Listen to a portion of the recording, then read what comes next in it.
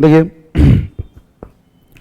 पिछले वीडियो में लेक्चर 4 में आपने देखा था कि हमने डिस्टेंस और डिस्प्लेसमेंट पे थ्योरी पढ़ा था और कुछ प्रॉब्लम किया था। आज उसी बात को हम लोग आगे लेकर चलते हैं, ठीक है। तो हमारे बोर्ड पे एक क्वेश्चन दिख रहा होगा आपको, ठीक है।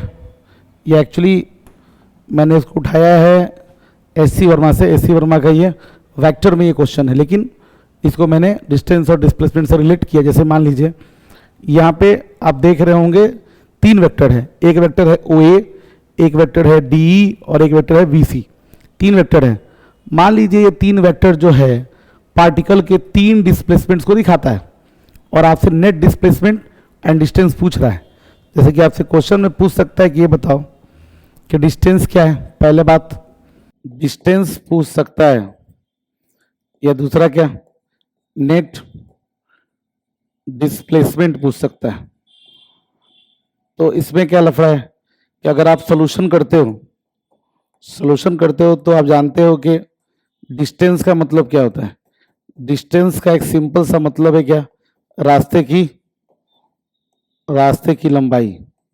जिस रास्ते पे पार्टिकल चला है उस रास्ते की अगर मैं लंबाई निकाल लूं तो क्या निकल जाएगा, मेरा डिस्टेंस निकल जाएगा।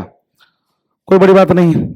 एक डिस्टेंस का टुकड़ा ये रहा 2 मीटर का, ठीक है। तो अगर मैं डिस्टेंस निकाल रहा हूं तो क्या मैं लिखूंगा 2 metre plus 1 metre plus 1.5 metre. तो क्या हो जाएगा, ये हो जाएगा आपको 4.5 मीटर इसका डिस्टेंस हो जाएगा।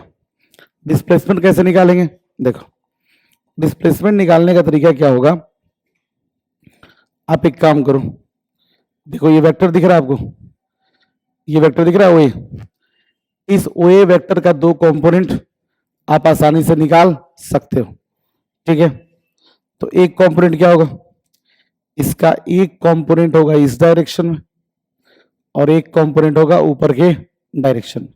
द 2 कंपोनेंट्स ऑफ OA, समझ में आ रहा है। द 2 कंपोनेंट्स ऑफ OA क्या क्या होगा, इधर हो जाएगा 2 cos 30 और इधर क्या हो जाएगा 2 sin 30।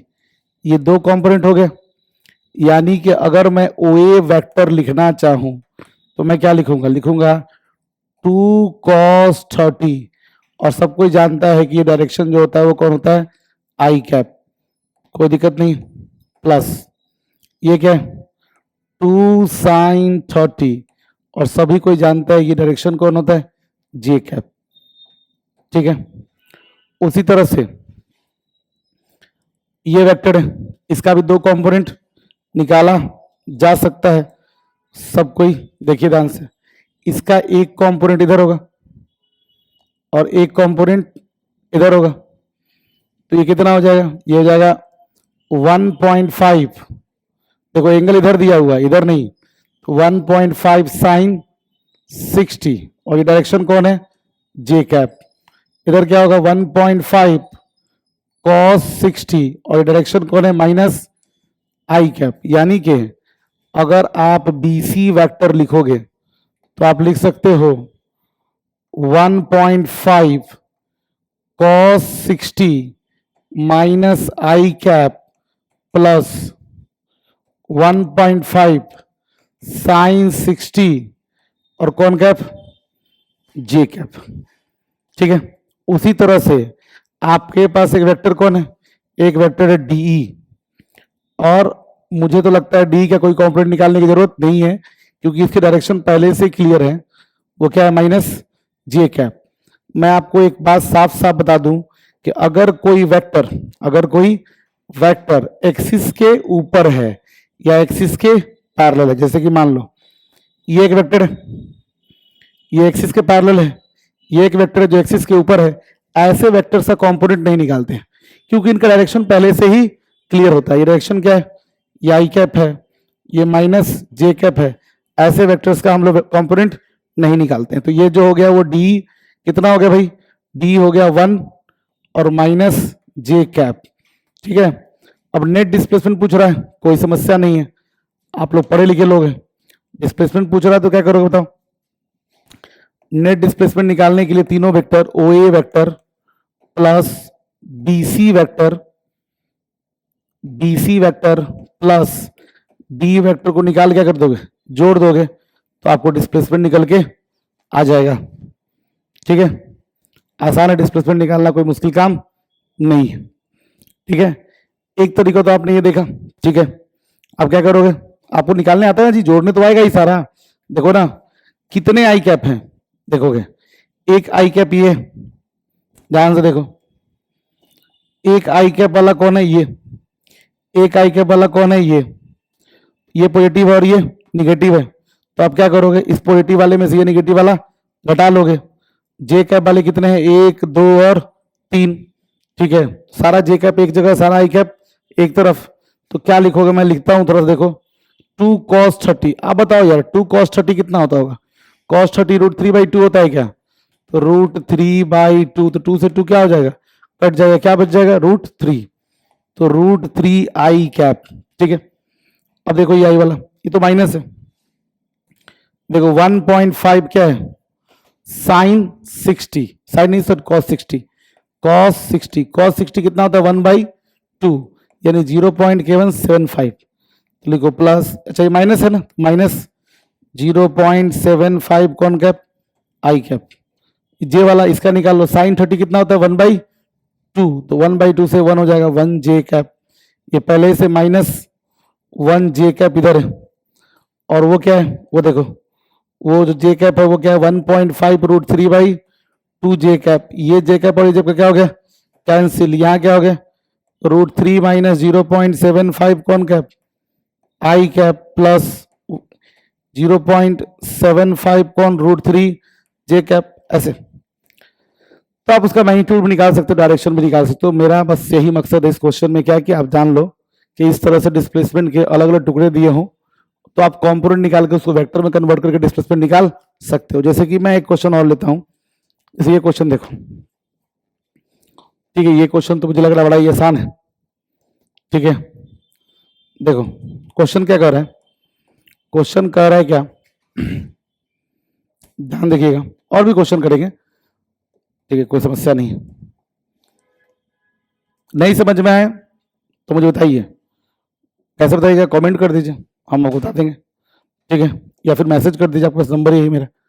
क्या है, स्पाई रिपोर्ट अबाउट क्या, सस्पेक्ट कार। एक स्पाई है जो किसी संदेह जिस पे हो रहा है, सस्पेक्शन जिस पे है, उस पे क्या कर रहा है, वो उसको फॉलो कर रहा है, बोल रहा है कि कार पहले क्या किया है, 2 मीटर ईस्ट किया। देखो यार, ये कार का पहले कहाँ जा रहा है, ये कार पहले 2 किलोमीटर ईस्ट जा रहा है।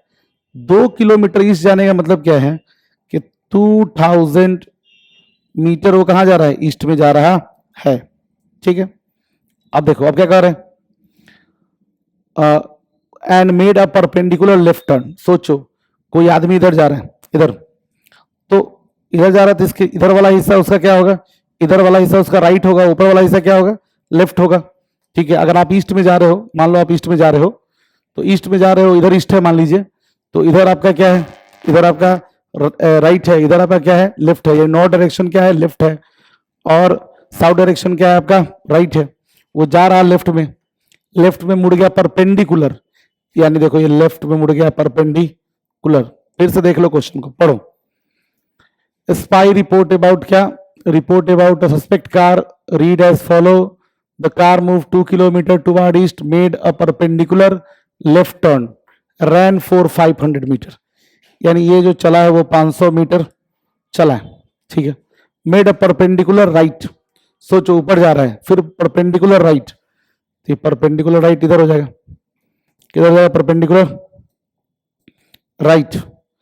तो परपेंडिकुलर राइट चला, कितना चला, 4 किलोमीटर। ओके, तो ये क्या हो गया, 4 किलोमीटर यानी कि 4000 मीटर्स। पूछ रहा है डिस्प्लेसमेंट। देखो भाई, डिस्प्लेसमेंट का मतलब क्या होता है, सोचो जरा, डिस्प्लेसमेंट का मतलब क्या होता है, डिस्प्लेसमेंट का मतलब होता है इनिशियल पॉइंट से फाइनल पॉइंट। तो आप सोचोगे सर ये इनिशियल पॉइंट है और ये फाइनल पॉइंट है, यही मुझे निकालना है। नहीं, ये अगर मैं निकाल लूंगा तो क्या निकल जाएगा, डिस्प्लेसमेंट निकल जाएगा। तो आप इसको निकाल सकते हो, ऐसा कि नहीं कि आप नहीं निकाल पाओगे, पर इसको वेक्टर के मदद से हम लोग आसानी से निकाल सकते हैं। कैसे, देखो ध्यान से, कैसे निकाल सकते हो वेक्टर की मदद से, आसानी से समझो। आप मेरी बात बताओ, ठीक है, कितने वेक्टर्स हैं आपके पास? 3 वेक्टर है। इन तीनों वेक्टर को इस तरह से अरेंज किया जाए कि इन सभी वेक्टर का टेल कहां हो जाए? ओरिजिन पे। देखो ये पहला वेक्टर था 200 मीटर वाला, इसका टेल मैं कहां ले गया? ओरिजिन पे, ठीक है, पहले से भी टेल इसका ओरिजिन पे था। ये जो देख रहे हो वेक्टर 500 मीटर वाला, मैं चाहता हूं इसका टेल भी कहां चला जाए? ओरिजिन पर चला गया। ये आपका 200 मीटर वाला है, ये आपका 500 मीटर वाला है, और एक जो है एक जो वेक्टर है वो 4000 मीटर वाला है। मैं चाहता हूं इसका भी टेल कहां चला जाए? इसका भी टेल ओरिजिन पर ही चला जाए। तो क्या हो गया इधर? 4000 मीटर ये भी हो गया। और आपको डिस्प्लेसमेंट वेक्टर पूछ रहे हैं ना, तो एक्चुअली कितने वेक्टर है? पहला वेक्टर है देखो ये वाला 4, ये वाला, दूसरा वेक्टर है ये वाला, और तीसरा वेक्टर है ये वाला। यानी डिस्प्लेसमेंट अगर निकालना है, नेट डिस्प्लेसमेंट, तो आप लिख सकते हो 200 क्या? 200 नहीं 2000 आई कैप। ये भी आई कैप डायरेक्शन में ही है, तो आप लिख सकते हो क्या? 4000 क्या? आई कैप। और जे में कितना है? 500, तो क्या हो गया? 500 जे कैप। नहीं तो अब क्या हो गया? डिस्प्लेसमेंट इज इक्वल टू क्या? ये 4 और 6, 6000 आई कैप प्लस कितना? 500 जे कैप, ठीक है। अगर मैं किलोमीटर में बात करूं तो डिस्प्लेसमेंट कितना हो जाएगा? 6 आई कैप प्लस 0.5 जे कैप। आप चाहो तो डिस्प्लेसमेंट का मैग्नीट्यूड निकाल ही सकते हो। तो रूट अंडर क्या होगा? एक्स का स्क्वायर प्लस वाई का स्क्वायर प्लस जेड का स्क्वायर। तो आप अगर ऐसे करोगे 6 का स्क्वायर कितना हो जाएगा? 36, अब प्लस 0.25 यानी कितना? 36.25। ऐसे करोगे, सॉल्व करोगे, आपको डिस्प्लेसमेंट निकल के आ जाएगा। आप डायरेक्शन भी निकाल सकते हो, कोई दिक्कत नहीं। ऐसा क्वेश्चन मैंने पहले भी आपको कराया हुआ, ठीक है। मान लो, ठीक है, ये क्वेश्चन आप कर सकते हो खुद से। पहले कहा गया 50 मीटर नॉर्थ, 40 मीटर ईस्ट और 20 मीटर साउथ। ये क्वेश्चन बड़े आसान है भाई। लेकिन मान लो, सोचो कि एक आदमी जो है, मैं बता रहा हूं, ध्यान से सुनना, इस क्वेश्चन को नहीं, मैं एक आपको आइडिया दे रहा हूं कि मान लो कि एक आदमी जो है, सोचना बस, पढ़ रहे हो तो ध्यान से पढ़ो। अगर मान लो बोर्ड पर दिख रहा है सब कुछ, अगर समझ में ना आए तो बताइए हमको, कोई दिक्कत नहीं है। वीडियो में टाइम नोटिस कर लीजिए, बोलिए, बताएंगे आपको। देखिए मान लीजिए पहले एक आदमी ईस्ट में गया और ईस्ट में चला हुआ कितना? 20 metre, let us assume that, ठीक है। और उसके बाद क्या हुआ कि वो 60 डिग्री से राइट में मुड़ गया। सोचो ये आदमी ऐसे ऐसे जा रहा है, उसका राइट इधर पड़ेगा, तो इधर राइट नहीं, इधर राइट तो नहीं पड़ेगा, इधर लेफ्ट पड़ेगा, ठीक है। तो अपने लेफ्ट में 53 डिग्री से मुड़ गया, कोई दिक्कत तो नहीं। और फिर कितना चला? फिर चला 20 मीटर, ठीक है। फिर क्या हुआ? फिर वो इस डायरेक्शन में गया। कौन सा डायरेक्शन में? ये कौन सा है? वेस्ट, वेस्ट डायरेक्शन में गया, वेस्ट डायरेक्शन में गया। और कितना गया वो मान लो गया 10 मीटर। कितना गया? 10 मीटर, ठीक है। फिर कहाँ आया? फिर वो मान लो कि नीचे आया, कितना मीटर? मान लो कि 5 मीटर। ऐसे कर रहा है ये, और आपसे क्या पूछ रहा है कि बताओ भाई डिस्प्लेसमेंट कितना हुआ, डिस्टेंस क्या हुआ, डिस्प्लेसमेंट क्या हुआ। क्या आप निकाल पाओगे क्या? बहुत आसान है। अगर किसी ने डिस्टेंस पूछा रहेगा तो डिस्टेंस का तो लफड़ा ही अपने ने खत्म कर लिया। क्या होता है? रास्ते की लंबाई। तो रास्ते की लंबाई यानी कि 20 plus 20 plus 10 plus 5, 20 plus 20 plus 10 plus 5, तो ये 40 50 55 मीटर हो जाएगा, ठीक है। लेकिन अगर डिस्प्लेसमेंट निकालना है तो कैसे निकालोगे? सोचो, मैं जो सिखाता हूं वो सीखो। ऐसे क्वेश्चंस में डिस्प्लेसमेंट निकालना बहुत ही आसान काम है। इसके लिए आपने क्या पढ़ा है? इसी पढ़ के लिए आपने वेक्टर पढ़ा, वेक्टर का कंपोनेंट निकालना सीखा है, ठीक है। आप क्या करो, जितने भी वेक्टर हैं सभी वेक्टरों कहां से ड्रॉ करो? ओरिजिन से। जैसे पहला वेक्टर जो है, जैसे मान लो इसका नाम दे देते हैं ओ ए बी सी डी। तो एक वेक्टर ओ ए, ओए में तो कोई लफड़ा ही नहीं है। बोलो कैसे? देखो ये देखो ओए वेक्टर, इसको कहां से ड्रॉ कर दिया? ओरिजिन से। और इसकी लंबाई कितनी है? इसकी लंबाई है 20 मीटर और डायरेक्शन में भी कोई इश्यू नहीं है। एक वेक्टर है कौन सा? एवी वेक्टर। एवी वेक्टर को क्या करो, इसको भी देखो, इसको भी कहां से ओरिजिन, देखो ये कहां ड्रॉ करना है? ओरिजिन से। आप बस सोचना है कि इसका टेल कहां हो जाए? ओरिजिन पे। टेल जैसे ओरिजिन पे हो जाएगा तो ऑटोमेटिक फर्स्ट क्वाड्रेंट में चला जाएगा। इसकी लंबाई भी कितनी दी गई है? 20 मीटर। और ये एंगल कितना दिया हुआ है? 53 डिग्री। ओके, उसके बाद देखो ये वेक्टर है, ये वाला कितना वो है? सोचो, ये वेक्टर जो है वो 10 मीटर्स का है। तो जैसे ही इसको सोचोगे इसका टेल कहां जाए? ओरिजिन पे, तो ये ऑटोमेटिक क्या हो जाएगा? ये ऑटोमेटिक जो है इस डायरेक्शन में आ जाएगा, ये 10 मीटर का हो जाएगा। और ये वेक्टर जो है ये नीचे वाला, आप जैसे ही चाहोगे इसका टेल ओरिजिन पे आ जाए तो ये यहां आ जाएगा। सभी वेक्टर का टेल हमने क्या किया? ओरिजिन पे लाके रख दिया। क्या किया? सभी वेक्टर का टेल ओरिजिन पर लाकर रख दिया। ठीक है, कोई समस्या नहीं है। देखो तो पहला जो OA था, ठीक है, ये OA, इसका कंपोनेंट निकालने की जरूरत नहीं है, इस वेक्टर का कंपोनेंट निकालने की जरूरत नहीं है, ये इस वेक्टर कंपोनेंट निकालने की जरूरत नहीं है 5 मीटर वाले की। क्यों? क्योंकि पहले ही ये एक्सिस पे है। कंपोनेंट निकालने की जरूरत किसको है? इस 20 मीटर वाले वेक्टर को। क्यों? क्योंकि ये एक्सिस पे नहीं है, इसका डायरेक्शन भी सर्टेन नहीं है, इसका डायरेक्शन हमको पता नहीं है। तो अगर मैं कंपोनेंट निकालने का सोचूं भी तो कैसे निकालूंगा? सोचो, इस वेक्टर का 2 कंपोनेंट होगा, एक कंपोनेंट इधर होगा और एक कंपोनेंट ऊपर होगा। ठीक है, आपको मैंने पढ़ाया है जिधर एंगल दिया रहता है उधर कौन थीटा लेते हैं हम लोग? Cos theta. तो ये 20 है, तो इधर क्या हो जाएगा? 20 cos 53 और इधर क्या हो जाएगा? 20 sin 53। इस वाले का आप कोई जरूरत हमको नहीं है। तो सोचो ये 20 cos 53 जो है, cos 53 जो होता है वो 3/5 होता है, तो ये कितना हो गया? 4, ये हो गया 12। और ये 20 sin 53 होता है 4/5, कितना हो गया? 16। यानी कुल मिला के अगर मैं वेक्टर की बात करूं और डिस्प्लेसमेंट की बात करूं तो मैं क्या लिखूंगा? मैं लिखूंगा 20 i कैप, 20 i कैप, ये 12 भी क्या? 12 i कैप। ठीक है, ये -10 क्या है? देख लो इधर, -10 i कैप।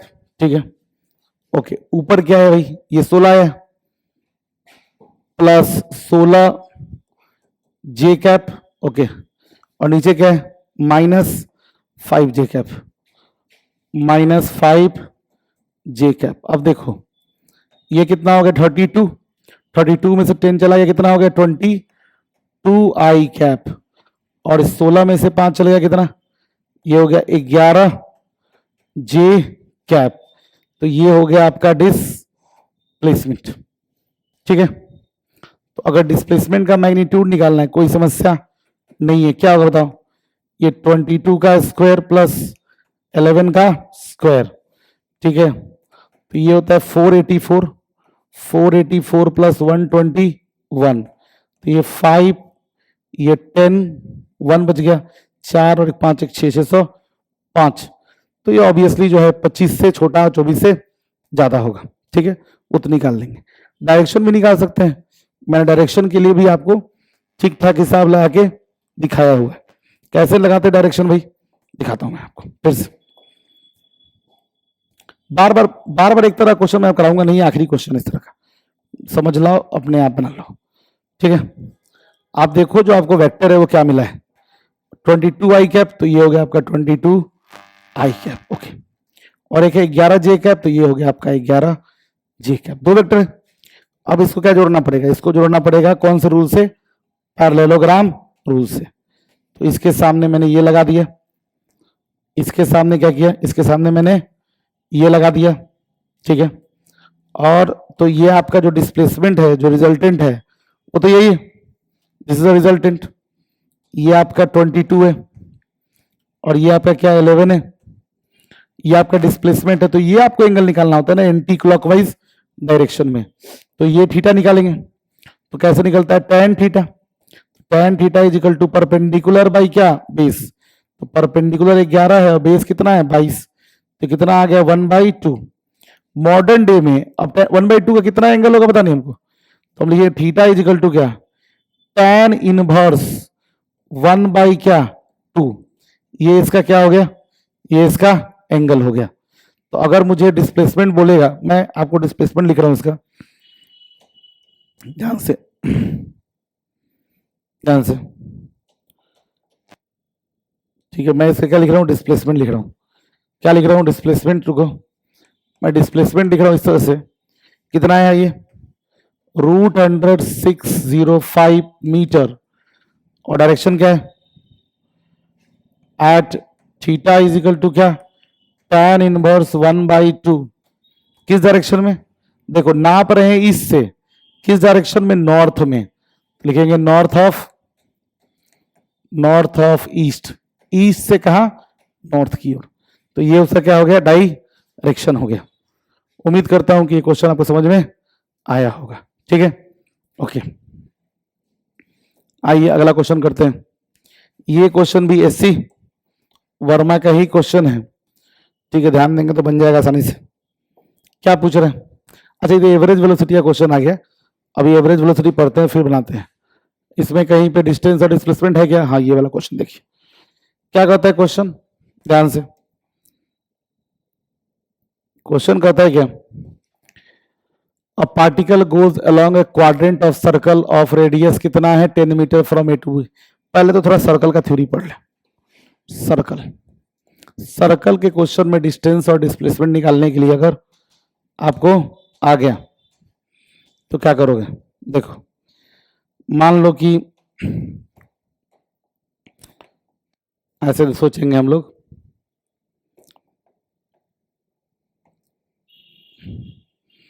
कि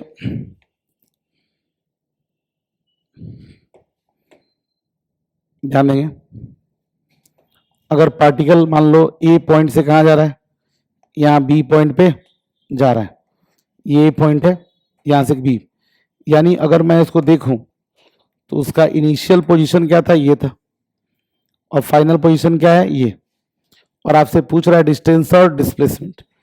तो डिस्टेंस निकालना हमेशा रास्ते की लंबाई निकालना होता है, तो एक्चुअली वो गया किस पाथ पे, वो तो गया आपके इस पाथ पे, ऐसे चल के गया होगा क्या जी, ये डिस्टेंस है उसका। तो डिस्टेंस निकालना कोई बड़ा बात नहीं है, वो सिर्फ क्या मालूम होना चाहिए, एंगल पता होना चाहिए कि वो कितना एंगल से घूम गया है।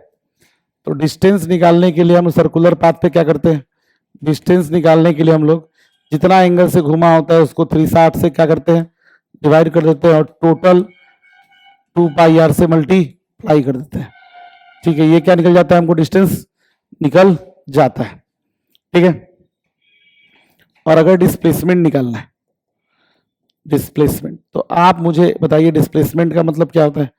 डिस्प्लेसमेंट का मतलब होता है फाइनल पोजीशन माइनस क्या, फाइनल पोजीशन माइनस इनिशियल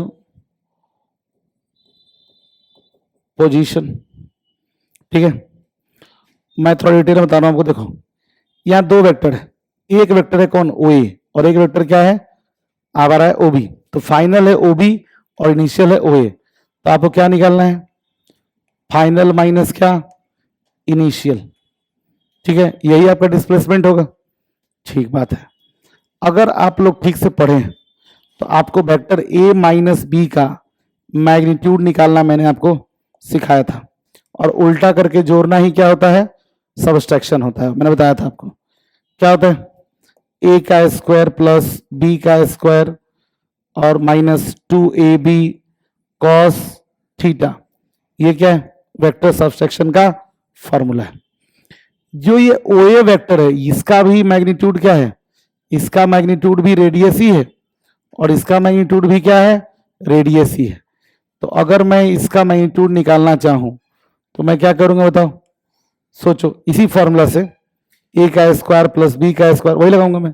तो ए का जो ये ए की जगह पर जो वेक्टर है वो कौन है, ओ ए, ए की जगह पर कौन है वेक्टर ओ ए है, नहीं सॉरी, ए की जगह वेक्टर कौन है, ओबी, ठीक है, ए की जगह पे कौन है वेक्टर ओबी। अच्छा अब बी की जगह पे कौन है वेक्टर ओ ए। तो हमको दोनों का मैग्नीट्यूड पता है कितना है आर, तो मैं लिख सकता हूं यहां पे, ऐसे लिखता मैं ओबी का स्क्वायर, ध्यान से, ओबी का मैग्नीट्यूड का स्क्वायर प्लस ओ ए के मैग्नीट्यूड का स्क्वायर माइनस 2 इंटू ओबी का मैग्नीट्यूड इंटू क्या, ओ ए का magnitude into cos theta cos theta, ऐसे लिखता मैं। और मुझे मालूम है कि सबका मैग्नीट्यूड आर ही है, तो आर का स्क्वायर प्लस 2 इंटू, प्लस नहीं minus 2 into R into cos कितना, जो भी एंगल दिया कॉस थीटा। तो एक्चुअली ये क्या हो गया, ये तो हो गया मेरे भाई साहब 2r का स्क्वायर माइनस 2r का square into cos theta cos theta. अगर मैं क्या करूं इसमें से 2r का स्क्वायर बाहर निकाल लूं तो 1 minus cos theta cos theta, ठीक है। और अगर ट्रिग्नोमेट्री पढ़ेंगे तो आप को पढ़ाया गया है कि 1 माइनस कॉस थीटा का फॉर्मूला होता है 2 into sine square theta by क्या 2, ये होता है फॉर्मूला। तो हम लोग चाहे तो यहाँ क्या लिख सकते हैं, यहाँ लिख सकते हैं क्या 2r का square multiply by 2 into sine square theta by क्या 2, ठीक है।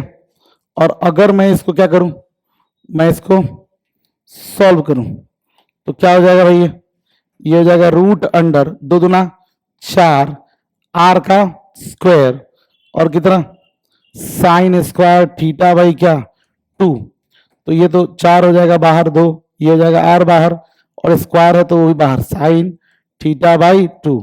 ये आपका क्या हो गया, ये हो गया आपका डिस्प्लेसमेंट। यानी सर्कुलर पाथ पे, अगर सर्कुलर पाथ पे अगर पार्टिकल का डिस्प्लेसमेंट निकालना है तो ये आसान चीज है, इसमें कुछ नहीं करना है, आपको ये फॉर्मूला याद रखना है, इससे डिस्प्लेसमेंट और इस फॉर्मूले से आपका डिस्टेंस निकल जाएगा। जैसे पार्टिकल क्या कर रहा है इसमें, इस क्वेश्चन में क्या कर रहा है, पार्टिकल गोज अलोंग क्या क्वाड्रेंट ऑफ सर्कल। आप खुद सोच के बताइए, थोड़ा आप गौर फरमाइए क्वाड्रेंट का मतलब क्या होता है।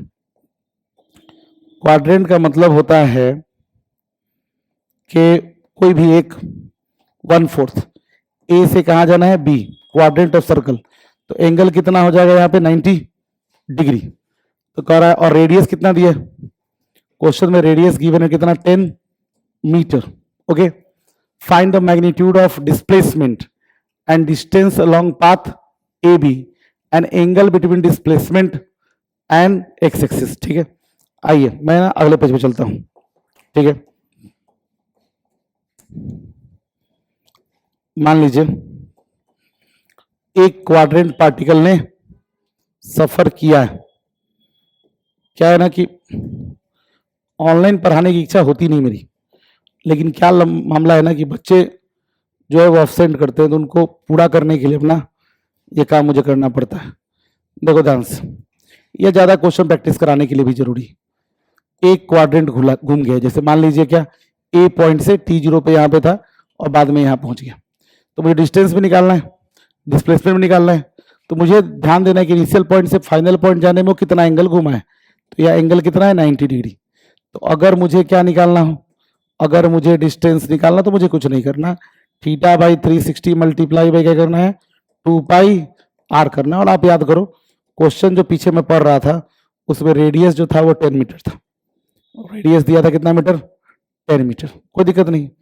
थीटा अगर 90 है 90 बाई 360 मल्टीप्लाई बाई क्या 2 पाई और आर कितना है 10, तो ये हो गया आपको 4 मरतबे कैंसिल, ये 2 मरतबे, 2 से ये 5 मरतबे, ये क्या हो गया 5 पाई क्या हो गया इसका डिस्टेंस हो गया।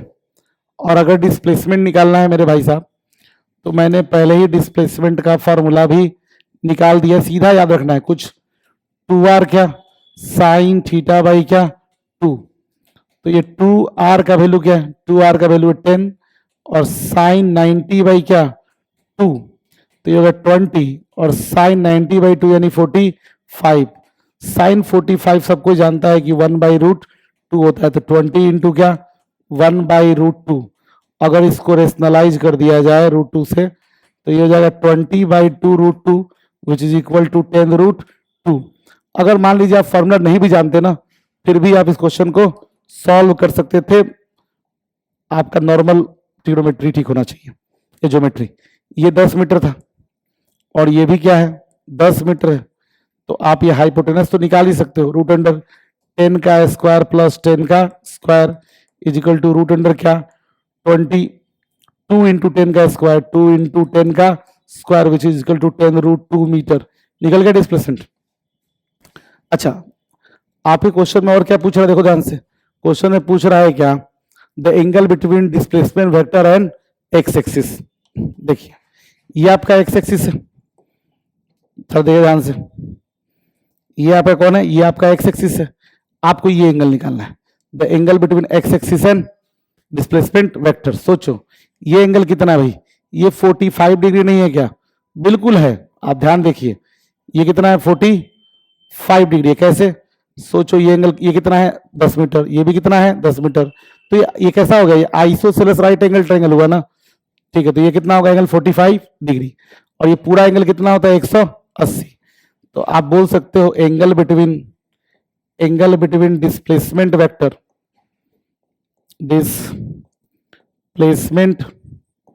Vector and X axis is 135 degree. Simple हिसाब, क्योंकि आप पूरा लीनियर पेयर 180 करते हो, ये एंगल कितना होगा पूरा 180 और 45 निकल गया तो कितना हो गया 125। इजी क्वेश्चन है, थोड़ा आपको फर्स्ट टाइमर है तो आपको समझ में थोड़ा मुश्किल आता है, धीरे धीरे आपको सब ठीक आता है। आगे चलते हैं, ठीक है आइए।